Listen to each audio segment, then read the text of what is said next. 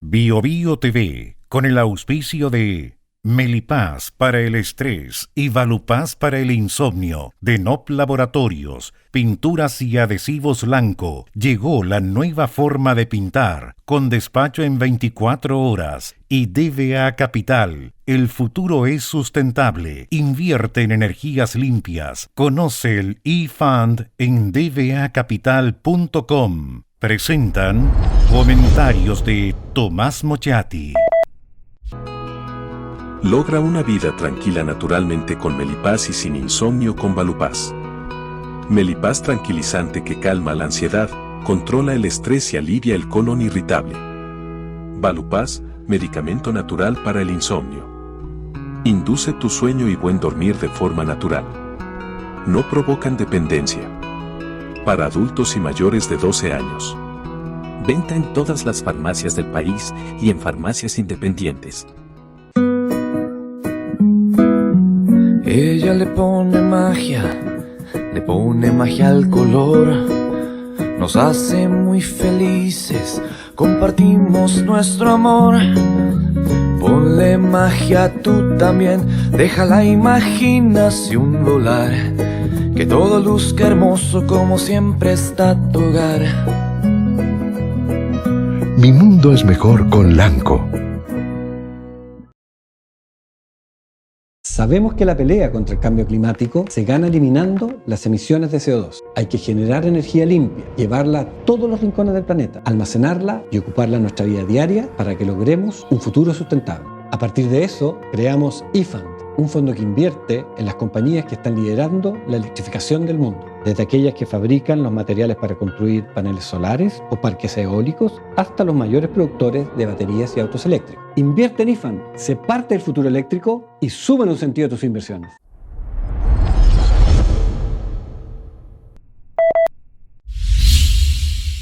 Es verdad, a usted y a casi nadie le importan las elecciones del próximo 7 de mayo, salvo a los políticos y a unos pocos más. Es que las elecciones son el gran termómetro de la política, la balanza de cuánto pesa cada uno, es lo que reordena las fuerzas políticas y las relaciones de poder, lo que da o quita oxígeno. Es la gran encuesta, la de verdad. El último acto electoral, ese del 4 de septiembre, ¿acaso no produjo un profundo reordenamiento de las fuerzas? Mire al gobierno, cómo tuvo que reacomodar su agenda, hacer 2 cambios de gabinete, empoderar, uso el lenguaje bacheletista, empoderar al socialismo democrático, le dio alas a la oposición, provocó un retroceso estratégico del Partido Comunista y varias cosas más. Es como si esa decisión ciudadana hubiese logrado hacer nacer un nuevo Boric, ese que de refundar Carabineros ahora quiere, sin refundarlo, acompañarlo en los procedimientos, un vuelco de 180 grados. Algunos dirán que, como las serpientes, cambió de piel. Otros, que como el camaleón, solo cambia de color para engañar al adversario. O lo que es lo mismo, solo es la adaptación del discurso de acuerdo a la audiencia ocasional. Una cosa que ya le criticaban en sus tiempos universitarios. Pero de que las elecciones y el plebiscito provocan cambios no hay duda. Recuerde que la fecha del plebiscito de salida, el 4 de septiembre, había sido elegida con pinzas, porque un 4 de septiembre, un día viernes de 1970, fue elegido Salvador Allende. Se busca también renovar símbolos. Entonces, aunque usted no esté interesado en esta elección, aunque pese a que el voto es obligatorio, igual esté pensando en no ir a votar, la elección es muy importante. La clase política, como casi siempre, tiene un instinto de supervivencia, de defensa. A la clase política no le gusta mucho la competencia. Entonces, ¿qué hizo? Estableció una inhabilidad de 3 años para los consejeros constitucionales, para los que resulten electos el próximo 7 de mayo. ¿Qué va a pasar con ellos? Que no podrán ser candidatos después a alcalde, a diputado, a senador o a presidente de la República. Aunque lo hagan muy bien, aunque reciban reconocimiento público, no podrán ser candidatos. Resultado, bueno, que salvo honrosas excepciones, los candidatos al Consejo Constitucional son desconocidos, otros que no tenían ninguna posibilidad de optar a uno de esos cargos que le acabo de nombrar, ya sea por incapacidad o cualquier otra, y hay señores, señoras, que ya están retirados de la política, bien vetustos y que van a ser candidatos, pero que ya tienen una vida política terminada.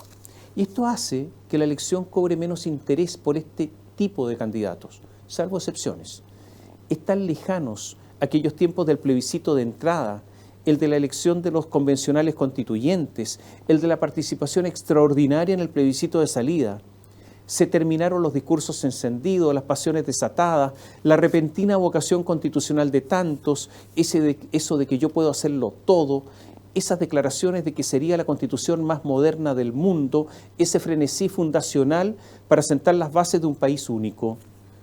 Se terminó la plurinacionalidad, el doble sistema de justicia, el caminar de muchos al ritmo del tam-tam del bosque profundo. Finalizó ese fenómeno que despertó la atención de africanos y europeos, de asiáticos y oceánicos, que miraron a Chile como una especie de probeta, de ratón de laboratorio, del que en una de esas podía salir algo interesante, y si salía mal no importa, es Chile, un país pequeño e insignificante. Se terminó, se consumió toda la pasión y ahora solo hay letargo. Pero, como decía, las elecciones son siempre importantes y estas van a resolver varias cosas. Se van a elegir consejeros constitucionales que tendrán en sus manos un texto constitucional elaborado por la llamada comisión experta que podrá, ellos, los electos, aprobar, modificar o cambiar íntegramente ese texto, siempre que haya un quórum de 3/5. Es un quórum alto para las realidades que se viven hoy. Pero no nos engañemos.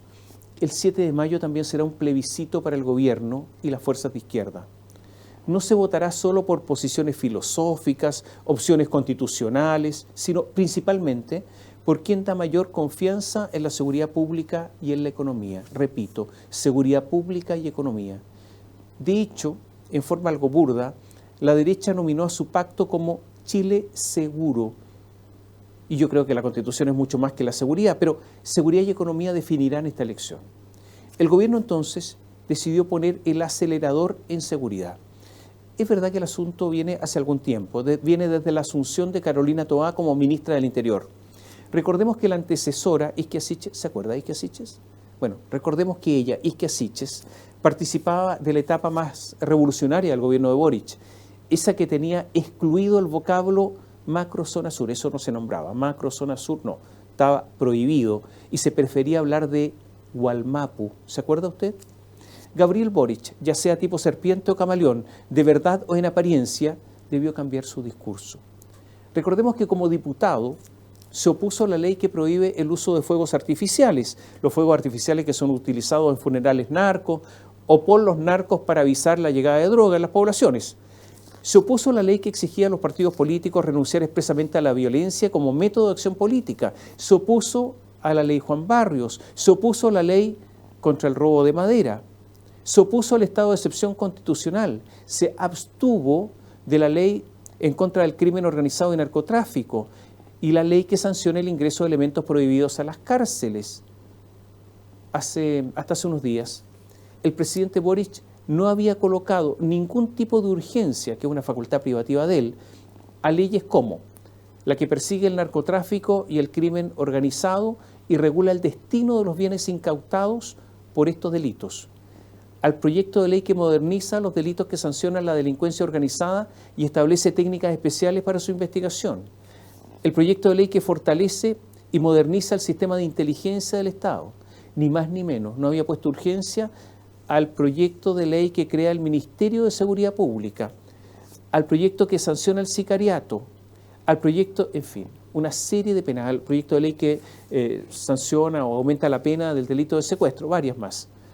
Lo que impresiona es que este gobierno no haya puesto urgencia antes a todos estos proyectos de ley y lo haya hecho por presión de la oposición. El asunto ahora, para el gobierno, es que la derecha no puede apropiarse de los temas de seguridad porque, insisto, hay elecciones. Hay que dejar atrás, hay que dejar en el olvido, hay que dejar allí en los tiempos pasados las tomas universitarias de Gabriel Boric o esa expresión de alegría al recordar el asesinato de Jaime Guzmán, el momento en que manifestó sus respetos al comandante Ramiro, que a esas alturas estaba convertido en un delincuente común, la promesa de mantener el legado del Frente Patriótico Manuel Rodríguez. Hay que olvidar los mensajes saliéndose de madre, criticando brutalmente al carabinero que usó la defensa propia contra el malabarista en Panguipulli. Hay que olvidar ese momento en que, horas después de asumir como presidente, retiró 137 requerimientos por ley de seguridad del Estado porque dijo que jamás invocaría esa ley. Hay que olvidar el tiempo en que se enorgullecía de estar, comillas, en el territorio libre de Temucuicui. Ahí estuvo con Víctor Queipul, que hace poco llamó a un levantamiento y a radicalizar la lucha. Hemos visto en políticos muchos cambios, más o menos pausados, muchos, pero cuesta encontrar un cambio tan rápido y radical. Como decíamos, eso de refundar Carabineros y que deje de tener disciplina militar, a querer acompañarlo en procedimientos donde obligatoriamente deberían dar con chaleco antibalas y casco, es una metamorfosis, si digo metamorfosis, que adquiere connotaciones literarias. Estoy seguro que usted me entiende. Le doy un ejemplo. La ley Naín se tramita desde marzo del año pasado y la ley Retamal desde octubre del año pasado, y el gobierno no se había molestado en preocuparse de ellas. Ha sido la opinión pública y el asesinato de Carabineros lo que les permitió al gobierno dejar su desinterés, su espectacular desinterés. El Senado ha avanzado rápidamente en las leyes para combatir la seguridad pública. ¿Dónde está el problema? ¿Dónde está el nudo en estos momentos? Está en la policía y en el uso de las armas por parte de la policía. El presidente, el día del joven combatiente, dio, sí, una arenga en la escuela de suboficiales de Carabineros.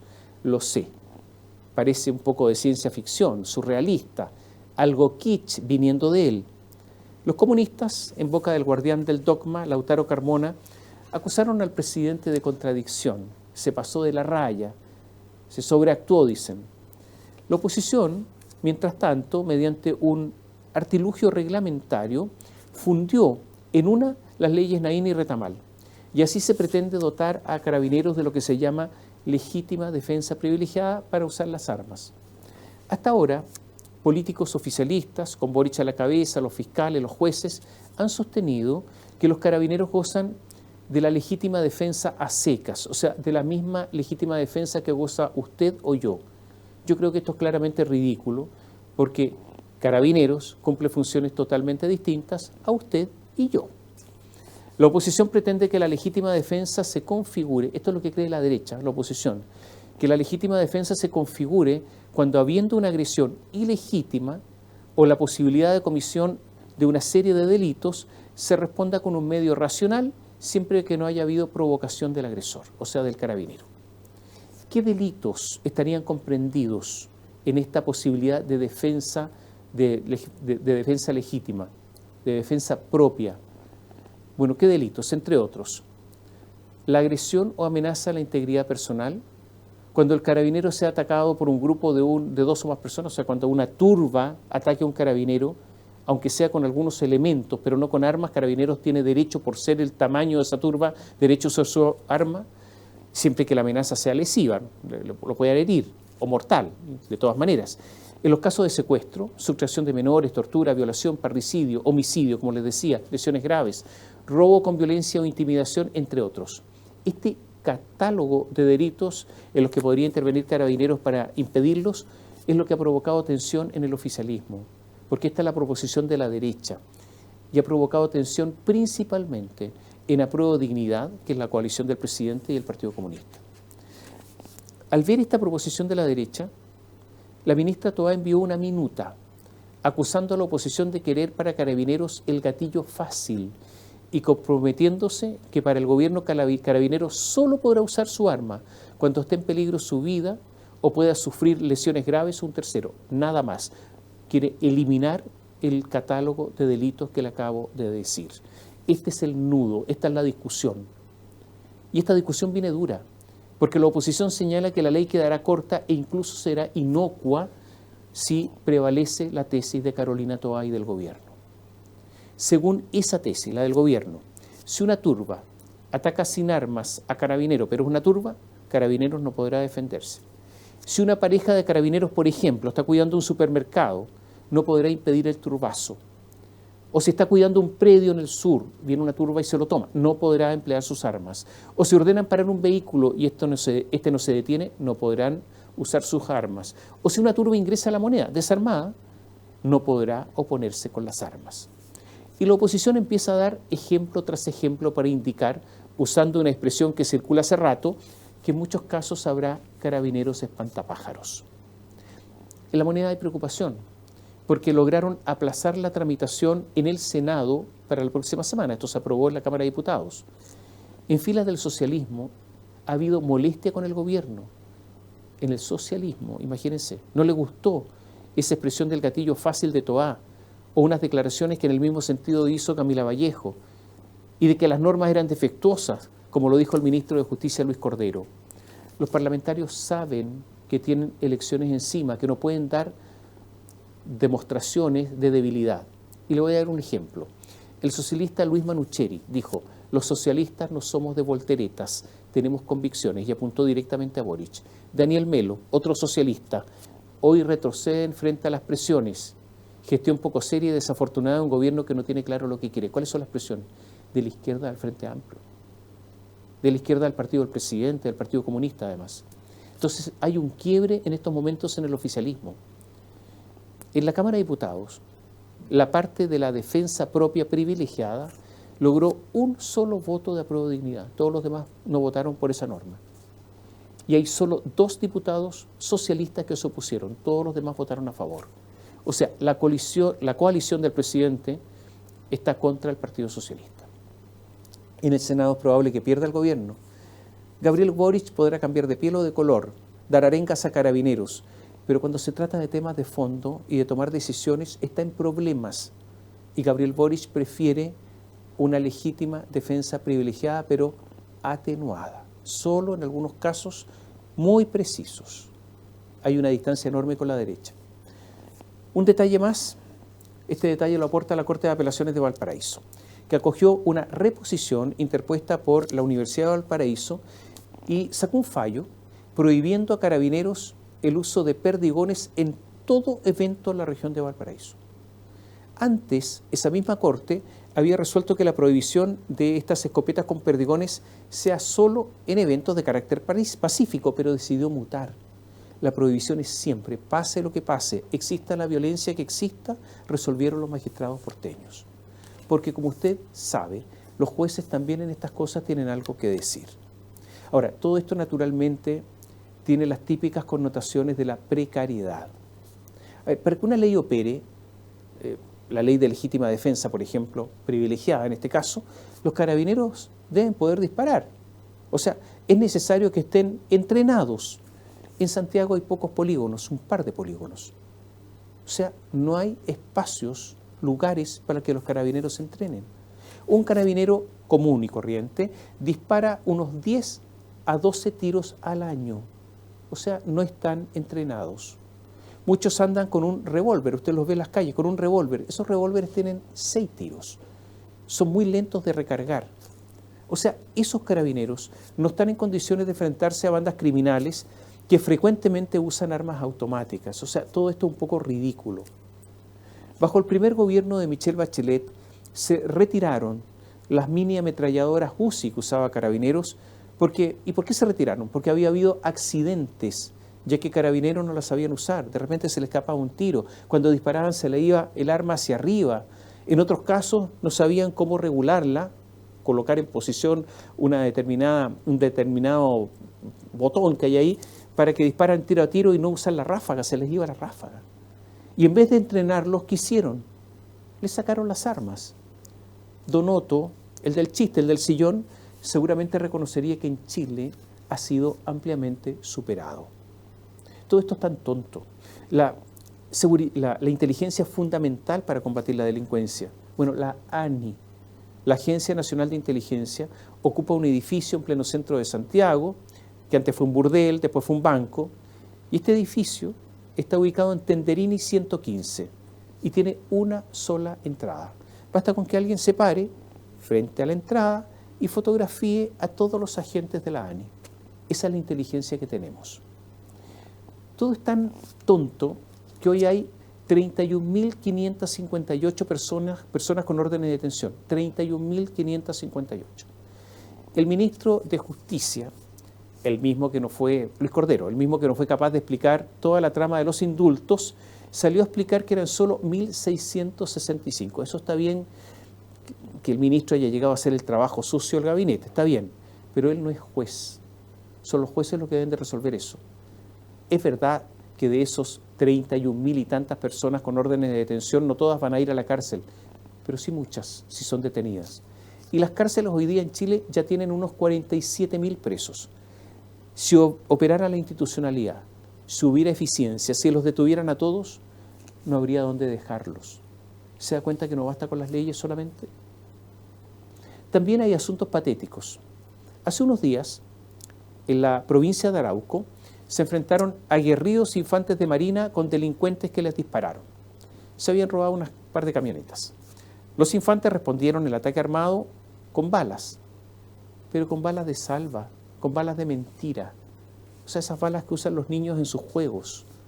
Y para más remate, los miembros de la infantería, a raíz de una mala maniobra, colisionaron con la parte trasera de una de las camionetas de los delincuentes y el vehículo blindado quedó semivolcado a un costado de la ruta. Y esto permitió que los delincuentes escaparan, huyeran, disparando contra los marinos. Y los marinos disparaban y disparaban, pero solo para asustar, porque disparaban con balas de mentira. Es todo tan tonto, pero es también tan patético, que tenemos nosotros una primacía americana. El puerto de San Antonio, según la ONU, es el puerto donde más sale droga a Estados Unidos, a Europa, a Centroamérica.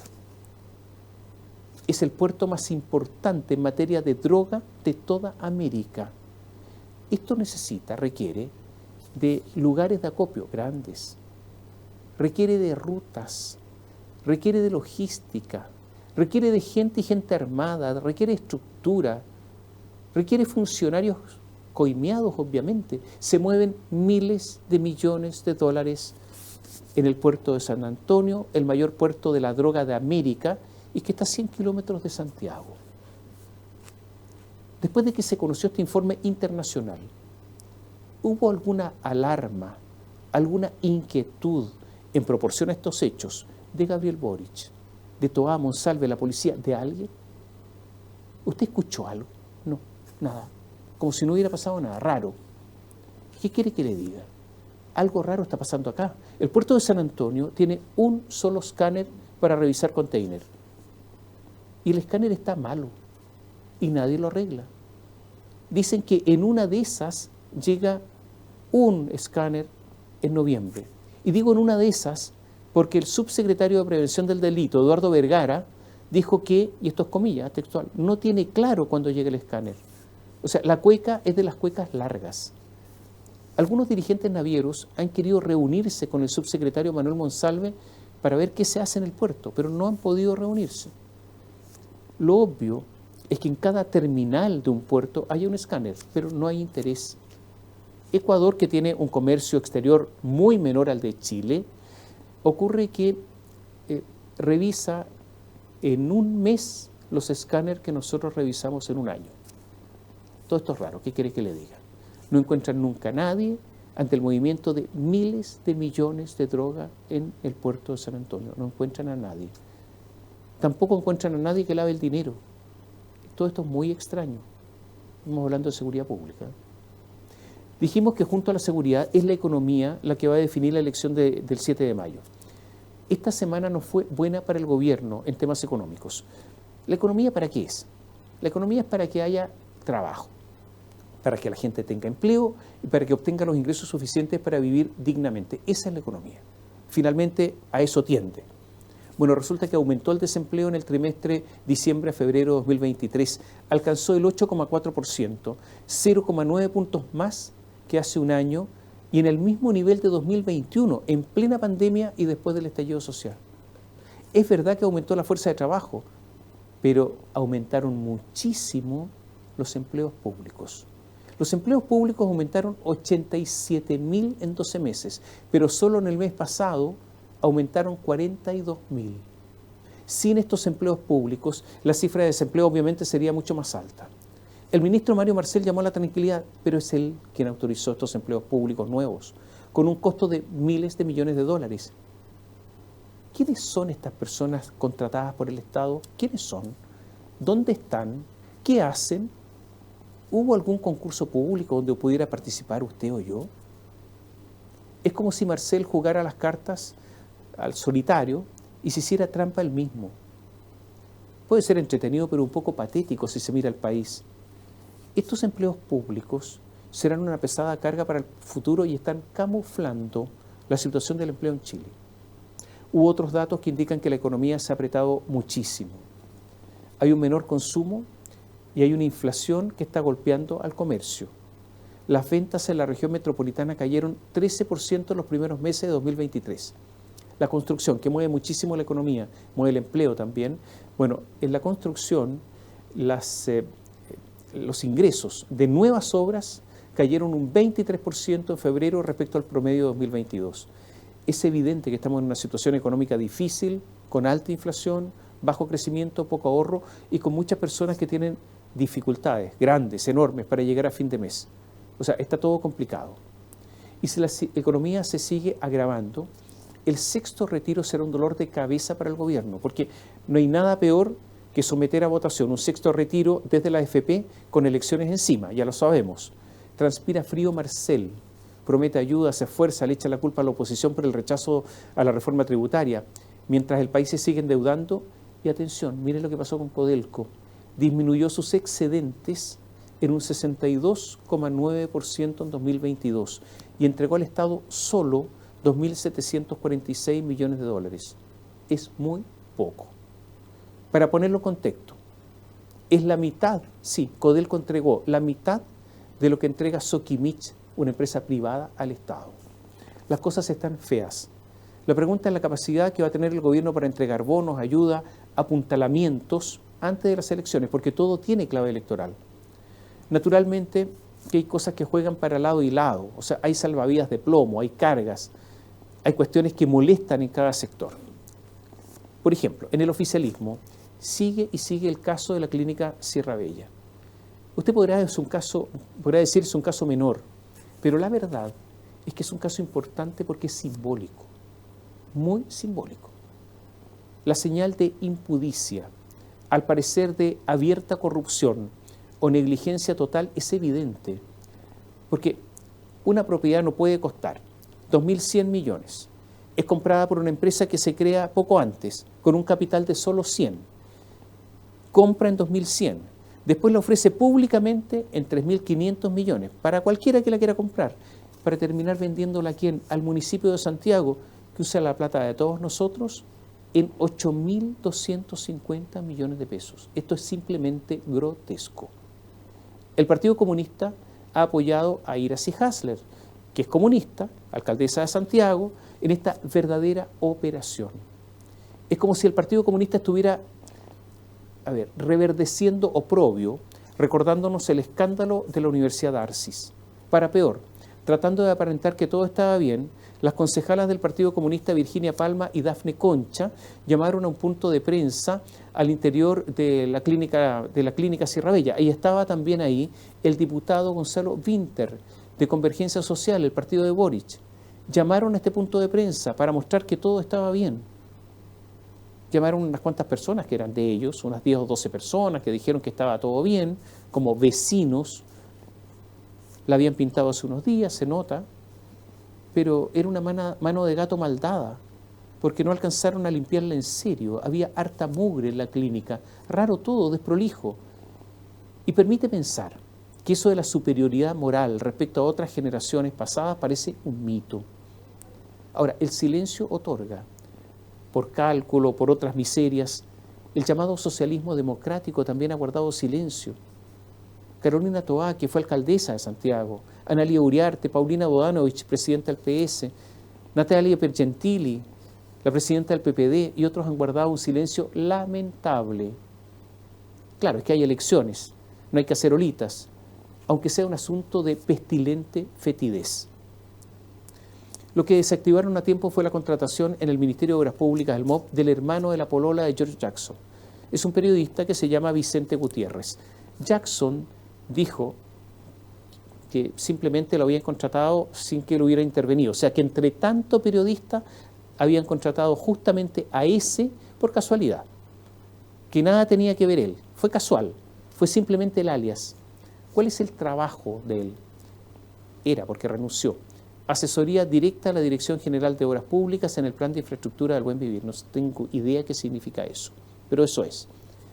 Pero, atención, por redes sociales circularon videos con unas vulgares y eróticas performances de Gutiérrez realizadas ante público, o sea, no son privadas.